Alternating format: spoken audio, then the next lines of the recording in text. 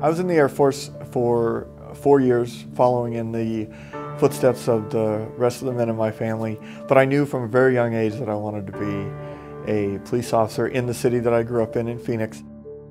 On March 26, 2001, I was on routine patrol, and I was working an afternoon shift from 3 in the afternoon till 1 o'clock in the morning, and toward the end of the shift, about 11:30 that night, I was en route to an emergency call, and while stopped at a traffic light, my patrol car was rear-ended by a taxi cab traveling over 100 miles an hour, and it caused my car to burst into flames and resulting in some devastating burn injuries.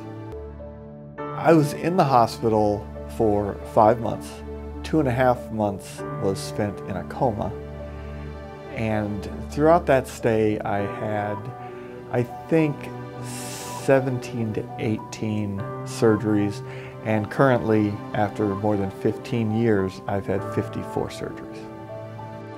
My burns were to 43% of my body, 3rd and 4th degree, and I'm not sure the exact number of tissue grafts I needed, but it was an extensive amount to cover the open areas, especially to my neck, head, and face, and that is what ultimately saved my life. For those people who have never decided to be a donor, I think it comes from a lack of understanding. If you tour one of these facilities, this facility in Dayton, this community tissue services facility, is fascinating, and it gives you such an appreciation for what can be done, and it makes me want to go back home and make sure that I'm not just like anything can be donated. I want to be a part of this because you can affect the world in so many positive ways. So I would just encourage people to learn what it means. Being an organ donor doesn't simply mean you might give somebody a heart or a lung.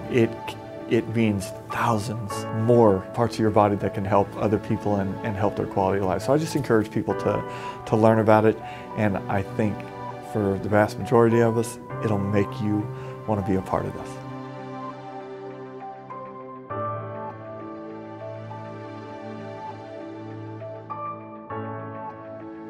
For more information on community tissue services, visit www.communitytissue.org.